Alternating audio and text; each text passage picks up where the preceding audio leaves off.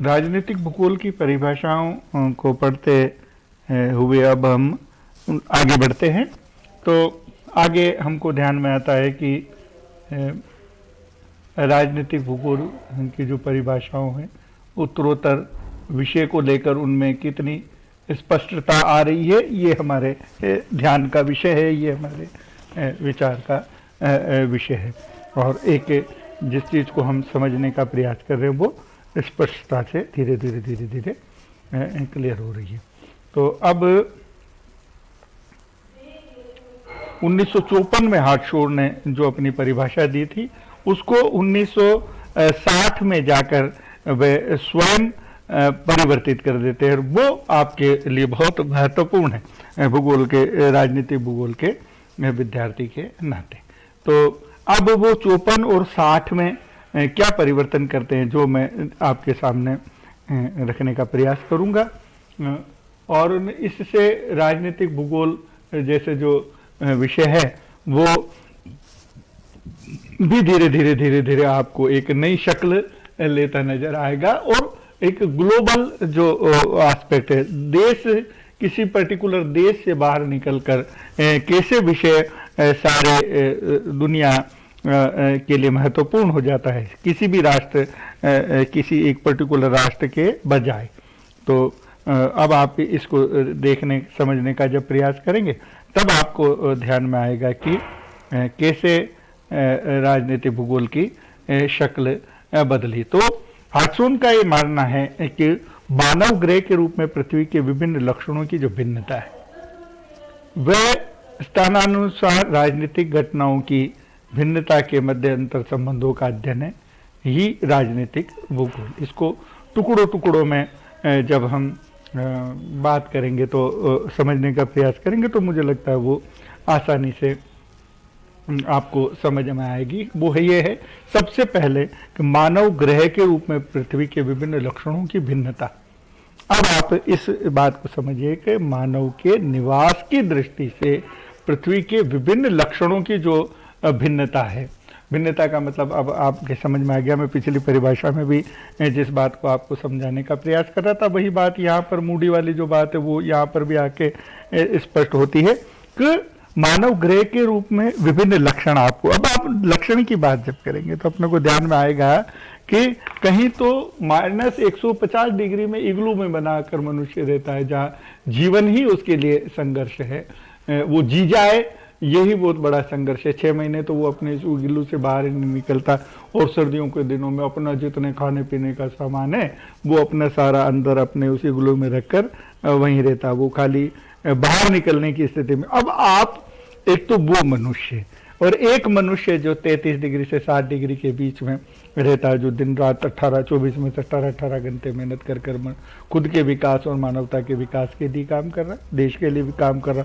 उसके लक्षण देख लीजिए। एक इक्वेटर पर जहाँ भीषण गर्मी होती है, बरसात होती है, कीचड़, सारी पानी जरूर है, लेकिन हम ये कह सकते हैं कि मानवता के लिए विकास की कोई बहुत अच्छी गतिविधि आपको वहां पर नजर नहीं आएगी। मतलब जिसको कह सकते हैं कि परिस्थितियां श्रेष्ठ हो मानव जीवन के विकास की, ऐसा। अब आप ये देखिएगा कि ये जो 3 परिस्थितियां, भौगोलिक परिस्थितियां मैंने आप लोगों के सामने रखी, उनसे ये तो स्पष्ट हो गया कि मानव के जो रहने का स्थान है वह सम जलवायु है, वो सम जलवायु विकास करती। इसको हमको ये हमने भूगोल के अध्ययन के माध्यम से समझने का प्रयास किया। और जो दुनिया का सर्वाधिक कंसंट्रेशन मानव का जो है इन ही अक्षांशों 30 से लेकर 60 अक्षांशों, वो भी हमारे समझ में आ गया।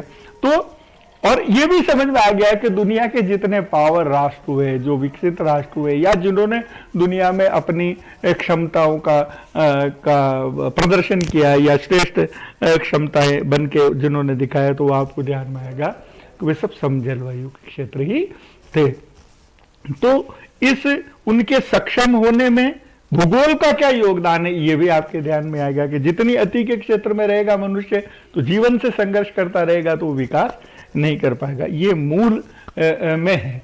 और जितनी ज्यादा सम जलवायु, मौसम जितना कम प्रभावित करेगा उसके जीवन को, आने जाने को और उसके काम करने की गति को, तो उतना ही ज्यादा वो विकास करेगा। तो ये एक स्पष्ट जैसे जिसको कहेंगे हम कि एक इंडिकेशन है हमारे सामने भौगोलिक के भूगोल जितना सुलभ होगा या भूगोल जितना कम कष्टकारी होगा मनुष्य के जीवन में, उतना ही मनुष्य ज्यादा प्रगति करता है। अब जितने भी दुनिया के स्थान हैं उनकी जो राजनीतिक घटनाएं हैं, जिनका जैसे राजनीतिक घटनाओं से किसी भी यूं समझ सकते हैं कि किसी भी राष्ट्र का विस्तार या विनाश है, तो अब आपको समझ में आएगा कि विस्तार करने वाले राष्ट्र जो है, वह सक्षम राष्ट्र जो है, कहीं ना कहीं भूगोल उनको सपोर्ट करता है, भूगोल उनको संरक्षण देता है, भूगोल उनको सानिध्य देता है। इसी कारण से वह राष्ट्र आपके विकसित हुए हैं। अब आप जितने भी आज की तारीख में ताकत या पिछले दिनों जो ताकत रहे या भविष्य में जो ताकत होने की जिनकी संभावनाएं आप देखते हैं, तो उन सब में आपको कहीं ना कहीं नेपथ्य में पर्दे के पीछे भूगोल खड़ा नजर आएगा, भूगोल के सक्षमता आपको नजर आएगी। क्योंकि जो राष्ट्र जितना ज्यादा अपने भौगोलिक तत्वों का उपयोग करेगा और उनका अपने राष्ट्र के विकास में, राष्ट्र हित में उपयोग करेगा, वही राष्ट्र सबसे ज्यादा सक्षम होगा, या वही राष्ट्र ताकत के रूप में उभरेगा, या वही राष्ट्र ताकत रहा। या अपने को ये बात ध्यान में आती है। जैसे जैसे भौगोलिक, जैसे अभी आप इंग्लैंड की बात करते हैं, जैसे आप और हम यूरोपीय उन राष्ट्रों की बात करते हैं, तो आप लोगों को ध्यान में आएगा कि इंग्लैंड ने दूसरों के संसाधन पर अपने आप को सक्षम बनाया। और जब जिस दिन वे लोग जाग गए, उन्होंने अपने संसाधनों के पर अधिकार की बात की, क्योंकि वो उनके स्वाभाविक रूप से वो उनकी संपत्ति थी, या वो उनके हकदार थे, या वो उनके मालिक थे, तो स्वतः इंग्लैंड को का जो साम्राज्य वो पीछे उड़ने लगा, एक बार वापस अपने मूल में चला गया। तो आपको नजर आता है कि दूसरों के संसाधनों और भूगोल का उपयोग करते हुए कैसे इंग्लैंड आगे बढ़ा। तो संसाधनों का वो जो संसाधन जब छीनते गए तो कैसे सिकुड़ के वापस आ गया। मतलब भूगोल ने कैसे ताकत दी, और भूगोल ने जब छीनने लगा भूगोल की सुविधाएं, तब आप वापस आप एक अपने सीमित से दायरे में। अब तो इतना सीमित हो गया कि विश्व का मानचित्र बनाते हुए आप भूगोल के विद्यार्थी शायद इंग्लैंड का मानचित्र बनाते भी नहीं। आप कल्पना करिएगा कि एक राष्ट्र जिसका सूर्यास्त नहीं होता था, वो कहां पहुंच गया। तो ये जो घटनाक्रम है, ये सारा का सारा जो आपके विषय ध्यान में आता है, तो वो आपके समझ में आ जाएगा कि किस तरह से राष्ट्र विकास करता है, किस तरह से राष्ट्र का कैसे उसका विकास रुकता है। तो ये एक महत्वपूर्ण तत्व है जो बहुत ही ज्यादा महत्वपूर्ण है इस दृष्टि से। तो अब मेरे को जैसे अपने को एक बात और ध्यान में आती है कि आज के परिप्रेक्ष्य में जब आप हम उस सब विषयों को देखते हैं, तो आपको ध्यान में आएगा कि अब ग्लोबलाइजेशन के इस दौर में, या 60 के दशक के बाद, 70 के दशक के बाद ये हो गया कि उपनिवेश धीरे धीरे सारे समाप्त हो गए, लेकिन एक नई शक्ल में, जैसे व्यापार उद्योगों की शक्ल, क्योंकि औद्योगिकरण तेजी से पैर पसार रहा था सारी दुनिया में।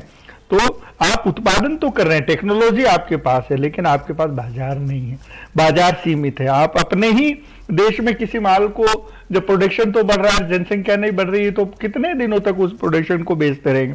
तो ऐसे में दुनिया भर के सामने ये समस्या खड़ी हो गई कि चलिए आज उपनिवेश नहीं रहे, लेकिन हम उस माल को बेचेंगे कहाँ, क्योंकि विस्तार के लिए तो आपको मार्केट डेली बढ़ना चाहिए ना।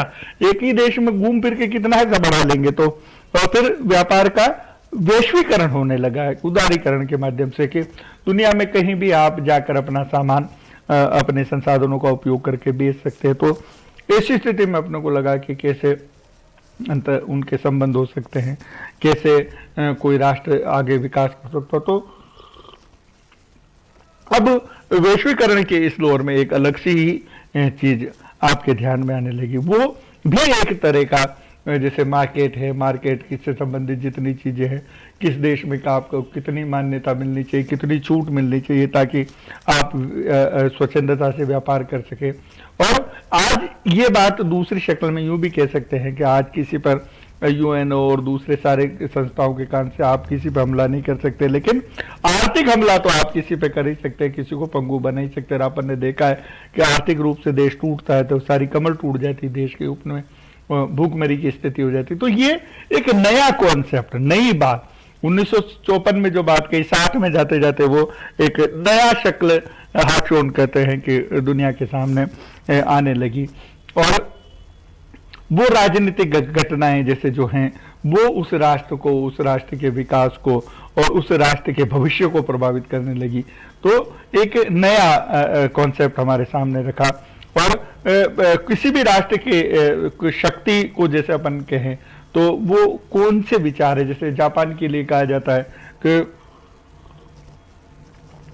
परमाणु हमले के बाद में जापान बिल्कुल नष्ट हो गया था, लेकिन राष्ट्रवाद वहां के शासकों ने इस तरह से उस राष्ट्र में खड़ा किया कि हमको अगर दुनिया में नंबर 1 बनना है, क्योंकि बहुत अधिक भौगोलिक सुविधाएं भूगोल की दृष्टि से जापान में नहीं है, बहुत छोटा सा देश है, वो भी 72 से 100 भूकंप के झटके रोज आते हैं, बहुत बड़ा मैदानी क्षेत्र उनके पास नहीं, लेकिन उन्होंने अपने राष्ट्रवाद के माध्यम से ऐसे इलेक्ट्रॉनिक छोटे छोटे उद्योग खड़े किए कि दुनिया को उसने पंगु बना के रख दिया। हो सकता है कि दुनिया की ताकत सामरिक दृष्टि से अमेरिका रहा हो, लेकिन आर्थिक दृष्टि से आज भी वो जापान के सामने बहुत बौना है।